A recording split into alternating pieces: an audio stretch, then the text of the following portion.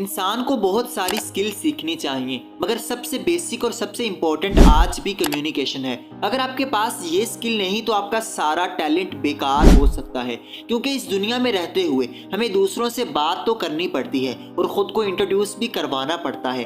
एक अच्छी communication skill के साथ आप जहाँ भी जॉब करते हैं वहाँ अपने कोलीग्स और अपने बॉस के साथ अच्छे रिलेशंस बना सकते हैं, जिससे अल्टीमेटली आप बहुत फ़ायदा हासिल कर सकते हैं। इसके अलावा अगर आपको बोलना आता है तो आप नए दोस्त बना सकते हैं और नए कनेक्शंस को बिल्ड कर सकते हैं। लेकिन आजकल 100 में से सिर्फ 5-6 लोग ही ऐसे होते हैं जो अच्छे से बात कर सकते हैं और ख़ुद को एक्सपोज कर सकते हैं और अपने आइडियाज़ को एक्सप्रेस कर सकते हैं, वरना बहुत से लोग तो चुप ही रहते हैं और इस स्किल के ना होने की वजह से बहुत सी अपॉर्चुनिटीज़ को मिस कर देते हैं। तो आज हम 5 ऐसी टिप्स के बारे में जानेंगे जिन पर अमल करके आप कम्युनिकेशन स्किल को मास्टर कर सकते हैं और दूसरों से इस तरह बात कर सकते हैं कि दूसरे आपके फैन बन जाएंगे और आपसे बात करने के लिए बेचैन रहेंगे। तो वीडियो शुरू करने से पहले अगर आप इस चैनल पर नए आए हैं तो इसको सब्सक्राइब कर लें। Let's begin.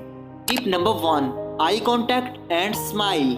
अगर कोई बात करते हुए नीचे या इधर उधर देखेगा तो आपको भी ऑब्वियसली बुरा लगेगा और आप उस बंदे को लेकर अपना पर्सपेक्टिव बना लोगे कि इससे बात नहीं करनी। देखें, जब आप बात करते हुए अगले इंसान से आई कांटेक्ट बनाओगे तो ये आपके कॉन्फिडेंस को शो करवाएगा और ऐसा भी नहीं कि आप उसको घूरने लग जाएं। एक नॉर्मल आई कांटेक्ट देना आपकी कम्युनिकेशन के लिए बहुत ज़रूरी है। जब कोई बात करते हुए सुनते हुए आसपास देखने लगे तो इसका मतलब ये है कि वो अंडर कॉन्फिडेंट है, उसका कोई खास इंटरेस्ट नहीं। जब आप ऐसा करेंगे तो कोई दोबारा आपसे बात नहीं करेगा। इसलिए जब भी किसी से मिलें उससे बात करें तो आई कांटेक्ट को मेंटेन करें। इसके साथ साथ अपने चेहरे पर हल्की सी स्माइल रखें। जब कोई मिलकर अगले को स्माइल देता है तो अगला इंसान अनकॉन्शियसली ये सोचने लगता है कि ये मेरे मिलने से और मेरे बात करने से खुश है और वो इस तरह आपसे बार बार बात करना चाहता है। लेकिन स्माइल देते हुए भी ध्यान में रखें कि एक नॉर्मल सी ही स्माइल दें, किसी को अचानक स्माइल ना दें,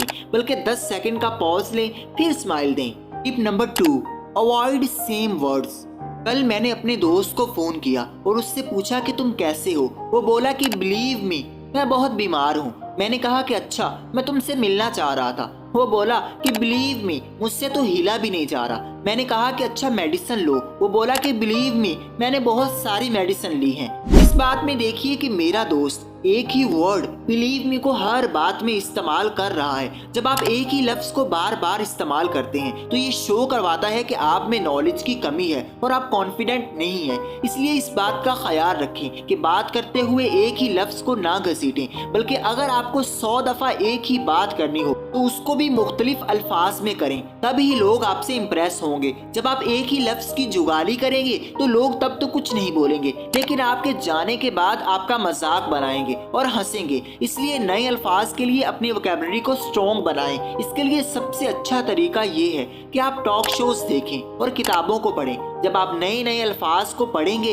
और सुनेंगे तो आप भी अपनी बातों में उन अल्फाज को इस्तेमाल करने लगेंगे। इसलिए खुद को अपडेट रखें। एक ही लफ्ज नाइस नाइस बोलकर दूसरों को मत पकाएं, बल्कि अपने लिए नए अल्फाज को ढूंढें। नाइस अब बहुत पुराना हो चुका, उसकी जगह फैबुलस, ऑसम यूज करें। इससे आप नॉलेजेबल पर्सन लगते हैं और इससे आपका कॉन्फिडेंस भी बढ़ता है। रोज एक नया लफ्ज सीखें और उसको बातचीत में इस्तेमाल करें। एक एक करके सीखते सीखते एक दिन आप सबसे ज्यादा अच्छी गुफ्तगू करने वाले बन जाओगे। अपने अल्फाज को बेहतर से बेहतर बनाएं, क्योंकि अल्फाज ही दिल में उतार देते हैं या दिल से उतार देते हैं। अपनी कम्युनिकेशन को बेहतर करने के लिए लेटेस्ट न्यूज़पेपर पढ़ें और उन अल्फाज को सीखें जो कोई नहीं बोलता। अपने आप को और अपने अल्फाज को कभी भी पुराना ना होने दें, वरना आप और आपके अल्फाज बोरिंग हो जाएंगे और कोई आपसे बात नहीं करेगा और ना ही आपकी बात को सुनेगा।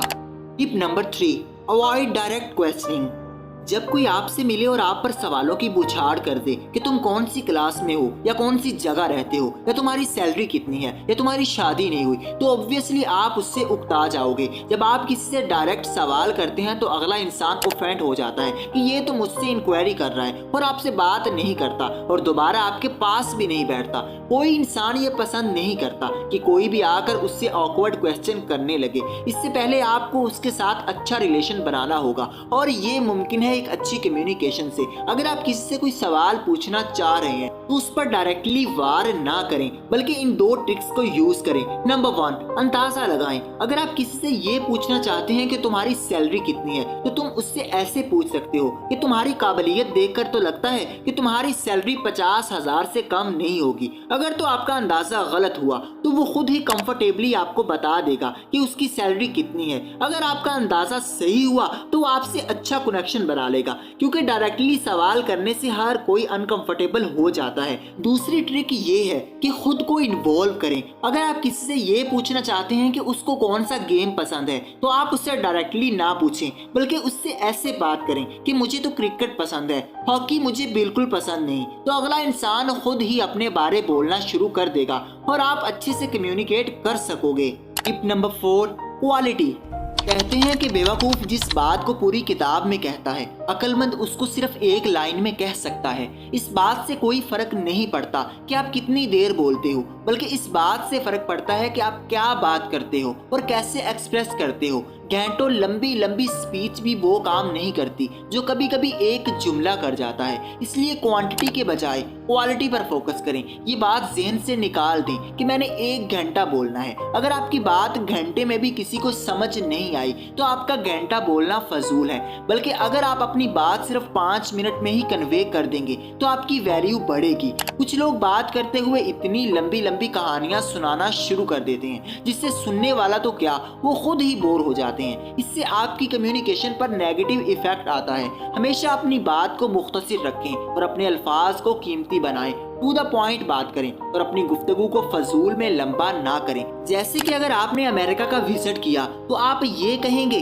कि मैं गया एयरपोर्ट पर, वहां से प्लेन में बैठा, फिर मैं लैंड हुआ, फिर खाना खाया, फिर ये किया, फिर वो किया। ये तमाम बातें सुनने वालों को मिनटों में बोर कर देंगी। इसके बजाय आप सिंपली ये कह सकते हैं कि मैं अमेरिका गया और बहुत मजा आया। बस आपकी बात भी कन्वे हो चुकी और आपके सुनने वाले बोर भी नहीं हुए। अपनी गुफ्तगू को जितना हो सके मुख्तसर करना सीखें। Tip number 5, wait for silence.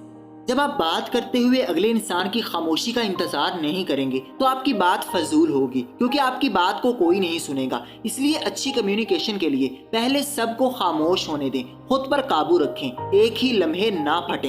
सारे बात कर रहे हो और आप भी बीच में बोलने लगे, इससे आप दूसरों को अनकंफर्टेबल कर देंगे और दूसरे ये मैसेज लेंगे कि आपको बात करने की बिल्कुल तमीज नहीं। ये एक बेसिक मैनर है कि जब दूसरे बात कर रहे हो तो पहले उनको सुने, फिर बाद में अपनी बात करें। जब आप दूसरों की पूरी बात सुनकर फिर बोलते हैं तो लोग आपको एजुकेटेड समझते हैं। वो समझते हैं कि आप उनको रिस्पेक्ट दे रहे हैं और उनको इम्पोर्टेंस दे रहे हैं। अच्छी कम्युनिकेशन का यही असूल है कि आप दूसरों को भी सुनना सीखें और खुद पर काबू रखें। लोग हड़बड़ी मचाकर लड़ना शुरू कर देते हैं कि पहले मेरी बात सुनी जाए। हकीकत में उनकी बात को कोई वैल्यू नहीं देता, लेकिन वो इंसान जो सबकी खामोशी पर ही बोलता है तो उसकी बात सब सुनते हैं और सब उसको वैल्यू देते हैं। इन सब टिप्स को फॉलो करें और कमेंट में बताएं कि इनमें कौन सी टिप आप में पहले से ही मौजूद है। Best of luck for your journey. Thank you.